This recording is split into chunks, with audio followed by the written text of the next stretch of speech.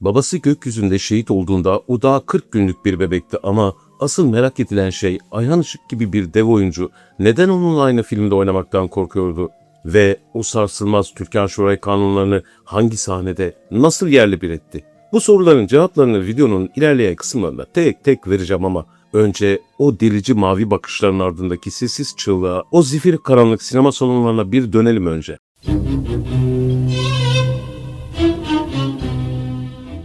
Ekrem Bora 7 Mart 1932'de Ankara'da dünyaya geldi. Gerçek adı Ekrem Şerif Uçak. Soyadı Uçak çünkü babası Yüzbaşı Mazhar Bey, Türkiye'nin ilk gök kartallarından biriydi. Ama o gökyüzünde değil, o siyah beyaz camın büyüsünde fırtınalar estirecekti. Yine yıl 1932. Ankara'da bir evde yas var. Mazhar Bey bir eğitim uçuşunda şehit düşmüş. Annesi Nuriye Hanım o meşhur 9 liralık şehit maaşıyla 4 erkek çocuğunu hayatta tutmaya çalışıyor. Ekrem'in çocukluğu o babasızlığın getirdiği ağır bir sessizlikle geçiyor aslında. Sonra ailesi İstanbul'a, Suadiye'ye taşınıyor. Ama Ekrem'in aklı derslerde değil. Ortaokulda sınıfta kalıyor. Neden biliyor musunuz? Utancından okula gidemiyor. Gidip kendini sinema salonlarının o karanlık dünyasına hapsediyor. Sinema için okulu bıraktım diyor yıllar sonra. Annesi bakıyor ki bu çocuk okumayacak, bir mesleği olsun diyor. Sultanahmet'te matbaacılık kursuna gönderiyor. Uzlaştığını gören ailem beni bir meslek sahibi yapmak istedi. Bir mücellit kursuna gönderdi. 3 sene sonra diplomalı mücellit oldum. Mücellit oluyor Ekrem, yani ciltçi ustası. O zengin jurnallerinde gördüğümüz eller aslında kitap ciltlemekten nasır tutmuş ellerdi. Sonra 1953 yılı geliyor. Mahalleden komşusu olan Sakibe Soyut Hanım, Ekrem Bora'nın sinemaya girmesine vesile olur.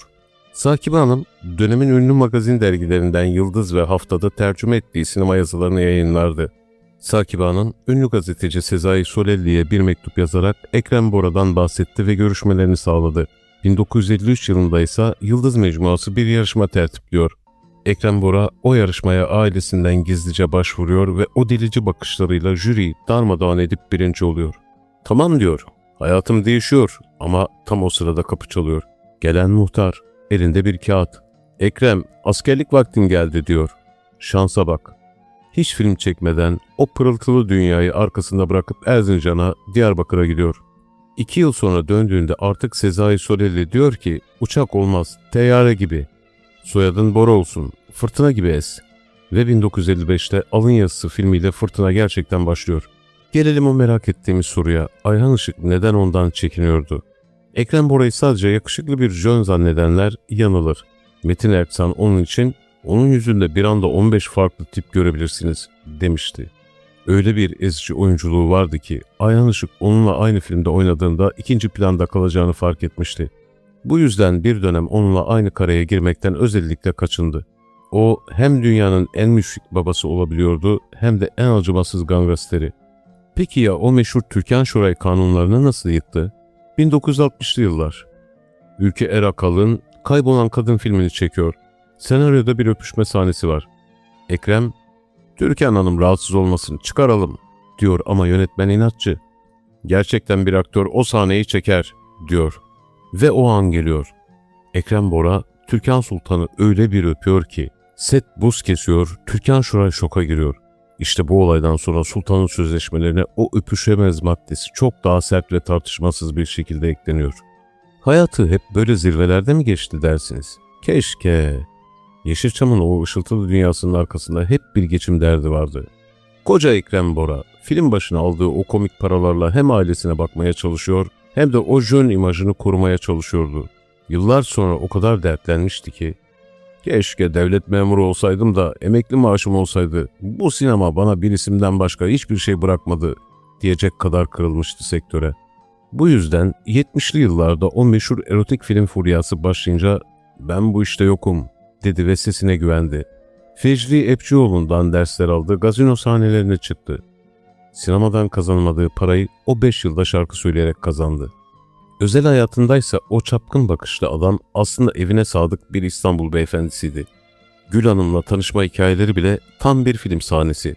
Onu dansa kaldırıyor ve sırf dikkat çekmek için "Biliyor musun, parfümün hiç güzel değil," diyor. Gül Hanım'dan gelen cevapsa daha sert.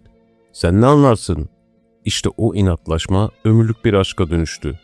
Gül Hanım, onun hem hayat arkadaşı hem de kanserle savaşırken en büyük dayanağı oldu. Bakın, burası çok mühim. Ekrem Bora'nın bir vasiyeti vardı. Öldüğünde morgda bekletilmek istemiyorum diyordu. 2012'nin o hüzünlü bir Nisan sabahında aramızdan ayrıldığında o vasiyeti harfiyen yerine getirildi. Tabutunun üzerine sevdalısı olduğu Fenerbahçe bayrağı serildi. Zincirlikuyu'ya doğru yola çıktığında sadece bir aktör değil, Yeşilçam'ın en terbiyeli devi gidiyordu. Sanat camiasından üzücü bir haber var sırada. Ünlü sinema sanatçısı Ekrem Bora yaşamını yitirdi. Akciğer ödeminden yaşamını yitiren 78 yaşındaki sanatçı bir süredir yoğun bakımdaydı. İşini seveceksin, işine aşık olacaksın diyen o gür ses sustu belki ama o delici bakışlar hala bir yerlerde, bir siyah beyaz karenin içinde bizi izlemeye devam ediyor. İyi ki geçtin bu dünyadan Ekrem Bora. Sinemanın o vakur yüzü olarak hep aklımızda kalacaksın. Sizler de Ekrem Bora ile ilgili duygu ve düşüncelerinizi yorumlardan paylaşabilirsiniz. Bir sonraki hikayede görüşene kadar esen kalın. Teşekkür ederim. Baktıkça beni hatırlarsınız. Hey gidi Udi Cemal Bey dersiniz.